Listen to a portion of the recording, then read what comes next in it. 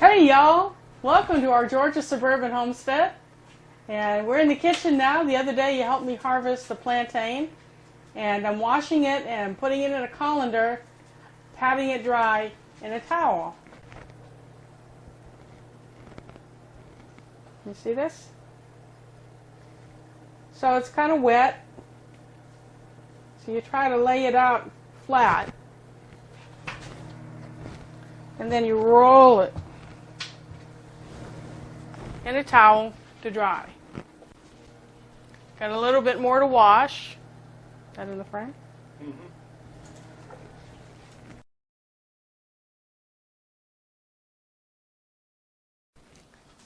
Some people prefer to dry their herbs because when you use fresh plant material, you're adding water to the mix and the oil will go rancid a lot faster.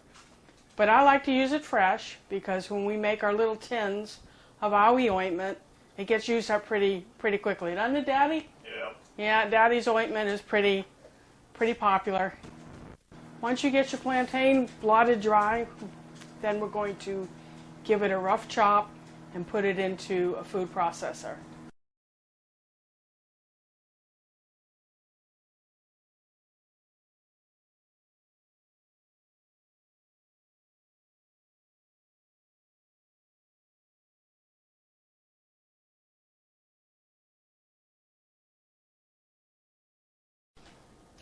Okay, now we're going to use the food processor in a pulse mode and pulse this into a kind of a rough chop.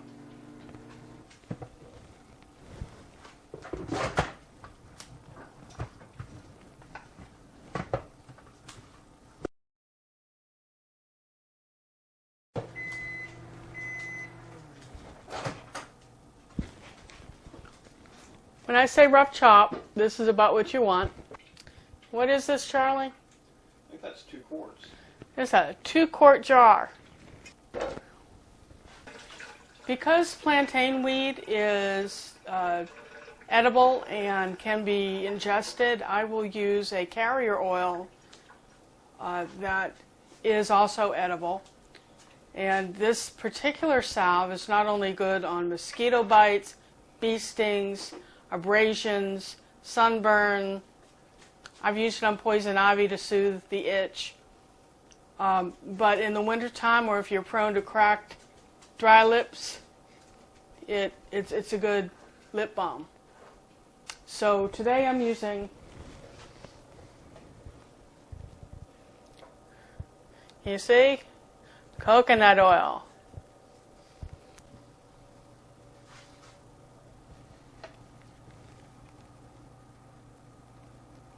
To cover. We didn't plan it to turn out perfectly like that, but it's always nice when a plan comes together, even if you don't have a plan, right? Okay, at this point we're going to use a chopstick to stir. We want to get as much of the air bubbles out as possible.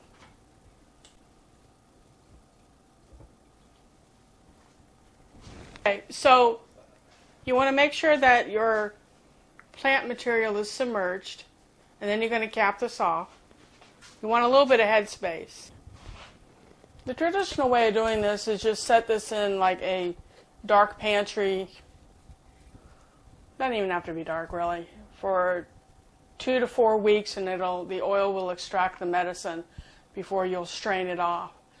But because our festival is less than 10 days away, we're going to use an Instapot. And Charlie's going to show you that step because he is Mr. Heated Oil Extraction dude. And he can explain that process to you. We've got an Instapot. This one has a Sus Verde setting, which keeps the temperature at around 57 degrees Celsius. Which may be slightly warm for this, but is actually a good temperature relatively. It doesn't, cook it badly. So what we're going to do is we're going to put the bottle in,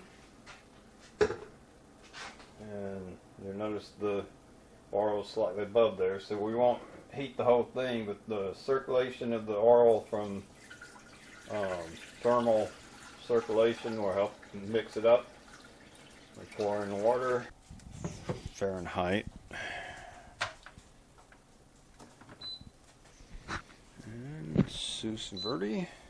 Oh, 56 degrees. I was off by a degree. Hit start. And it will hold that temperature now for about 3 hours. Well, this will last through winter, where the plantain won't grow in the winter, so it's actually better than chewing it up, put it on there. That works fine with a bee sting in the summer, but hey, good luck finding some in the middle of winter. Of course, probably not going to get stung by a bee in the middle of winter either, but you might get chapped lips or something like that. Welcome back, day 2, only because we were too tired on day 1 to finish this project, but conceivably you can make this ointment in just 1 day, but having a homestead to run means we don't spend a whole lot of time in the house in the kitchen. So real quick, the plantain oil has been processed for 4 hours at very low heat in an Instant Pot, and then it was allowed to cool. So today we need to strain it, and a little bit later Charlie will come in and actually put the salve together for us. The other components we're going to look at today are the following. This is a block of shea butter. We buy it by the pound because we do a lot of ointment. And if you look at it, it's creamy like butter, absolutely smooth and nice feeling.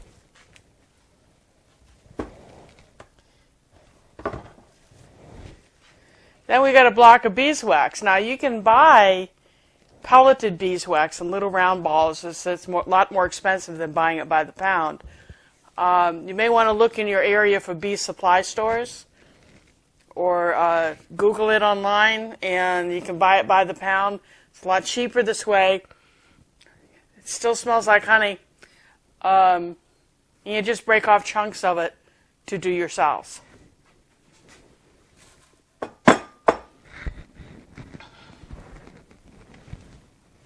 Got the cooled oil.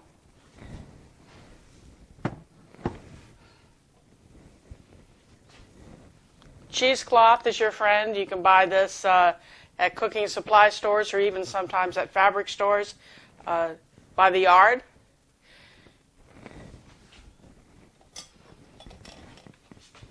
I've got a bowl and a strainer.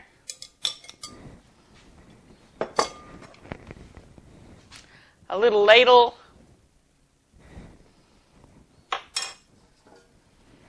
And kind of we can't find our double boiler, but we use 2 pots, like so. The bottom will have water in it, and the top will have the shea butter and the wax, which you don't want to burn, so you want a double boiler going to melt it. So first thing you do is you put your strainer in the vessel that you're going to be pouring the oil. Take the cheesecloth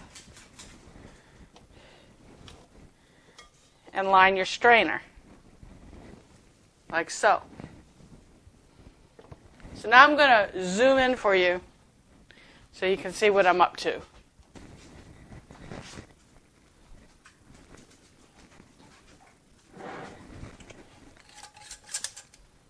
Now this is where we get a little messy.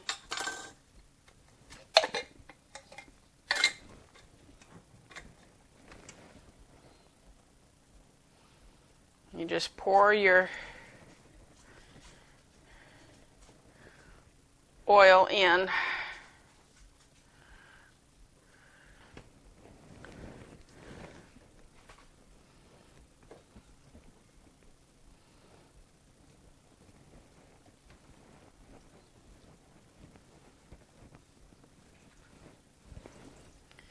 Gather that up in your cheesecloth.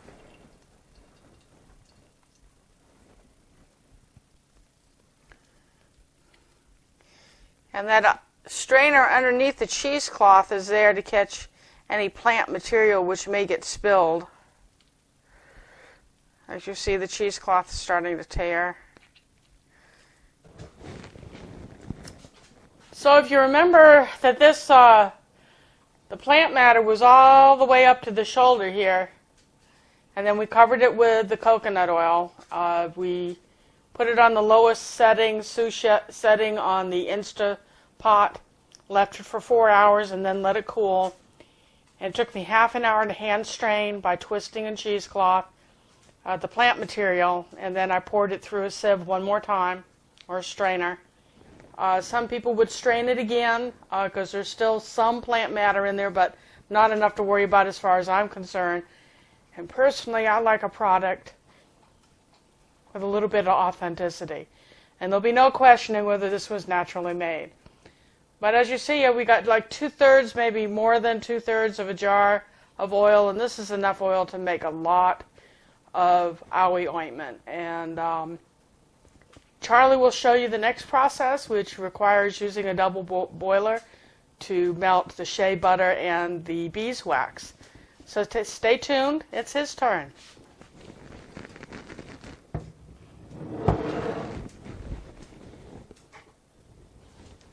Hello there, internet friends and family. It's time to do some kitchen chemistry. Although in this case all we're going to do is mix some stuff together. I chipped off a block of wax, and I would suggest a hammer and chisel, which you can see right there. It will knock off a randomly sized piece eventually, which you then need to weigh. This is the part that's the least controllable. So we weigh it, we determine how much we've got. I then created a little aluminum foil boat, and I also would put in approximately the same weight, assuming 1/10 of an ounce for the aluminum boat. We are going to start melting all this together, but we're going to use a double boiler. All of this stuff is flammable, so you don't want to heat it directly on the eye.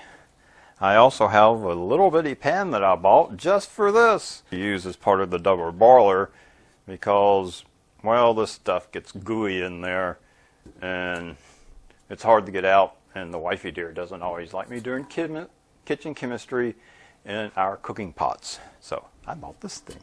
It's got really sturdy handles for as small as it is. So we put it in there. And it's going to float for right now. We will put in the oil, which will help it.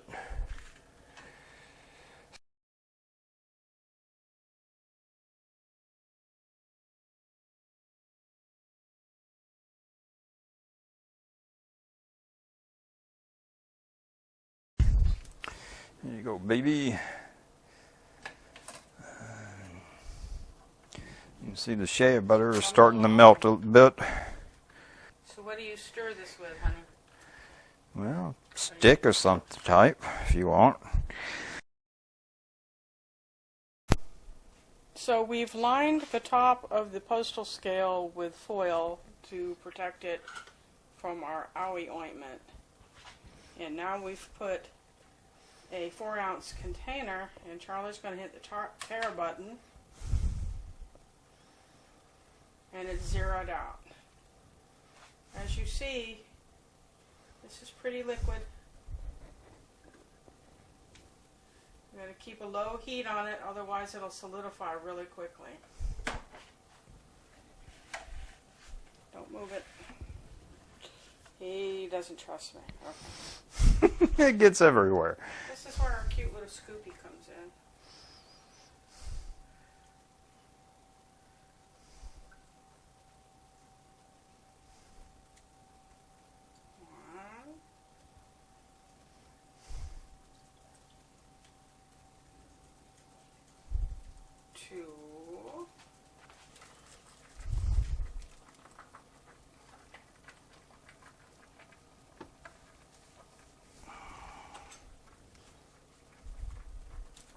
And we'll keep going until we run out of juice.